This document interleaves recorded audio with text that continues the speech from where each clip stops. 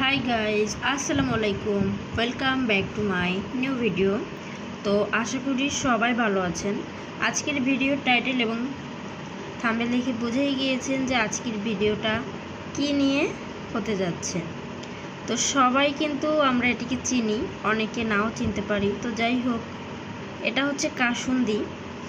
আর এই কাসুন্দিটা আপনারা যে কোনো শপিং মলে বা মুদিখানার দোকানে পেয়ে যাবেন। তো চলুন এর বিষয়ে আজকে একটু আলোচনা করি। এটা হচ্ছে প্রাণ কোম্পানির কাসুন্দি, দেখুন এই যে। আর এখানে এই কাসুন্দিটা কিন্তু আমরা যে কোনো মাখা ইউজ করতে পারি, যে কোনো মাখা। এখনকার সময় যেমন আমরা মাখা, পেয়ারা মাখা, তারপরে টক জাতীয় যে কোনো মাখায় কিন্তু আমরা এটা ইউজ করতে পারি।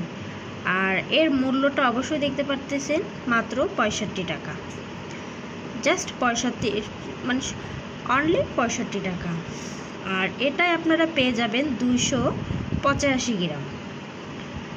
তো যাই হোক, তো এই কাসুন্দিটা কিন্তু যে কোনো মাখায় আপনারা ব্যবহার করতে পারবেন এবং মাখায় দিলে কিন্তু অনেক টেস্ট হয়। যেমন আমাদের বাইরে মামারা যে মাখাগুলা বিক্রি করে তারা কিন্তু অবশ্যই এটা ব্যবহার করে এবং একসঙ্গে আরও অনেক মশলাই ব্যবহার করে। তো যাই হোক, আর এখানে দেখুন এর উপকরণে কি কি দেওয়া থাকে। এখানে আছে যে পানি, সরিষা পেস্ট, তারপরে আছে এখানে কাঁচা আমের পেস্ট, কাঁচা মরিচের পেস্ট, হলুদ, দারুচিনি, তেজপাতা, এলাচ, জিরা, মরিচ, লবঙ্গ, চিনি, তারপরে অনেক ধরনের অ্যাসিড জাতীয় উপাদান।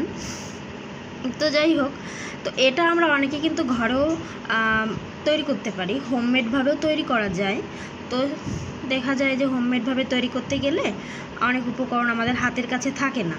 তো সেক্ষেত্রে কিন্তু আমরা এটা বাজার থেকে কিনে এনেই ব্যবহার করতে পারি। আর এটা খেতে কিন্তু অনেক সুস্বাদু এবং যে কোনো মাখায় আপনারা ব্যবহার করতে পারবেন। এবং শুধু মাখা না, অনেকে কিন্তু অনেক শাক পাতা যখন খায়, অনেকে কাসুন্দি পছন্দ করে, তখন তারা ওর সঙ্গে একটু নিলে টেস্ট লাগে খাবারে।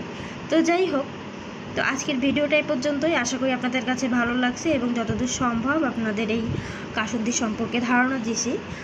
তো নেক্সট আমার চ্যানেলকে যদি অবশ্যই নতুন হয়ে থাকেন, আমার চ্যানেলটাকে অবশ্যই সাবস্ক্রাইব করে দিবেন এবং ভিডিওতে লাইক কমেন্ট শেয়ার করবেন। আর যারা অলরেডি সাবস্ক্রাইব করে দিয়েছে তাদেরকে অসংখ্য অসংখ্য ধন্যবাদ। তো আজকের ভিডিওটা এই পর্যন্তই। সবাই সুস্থ থাকুন, ভালো থাকুন, আল্লাহ হাফেজ।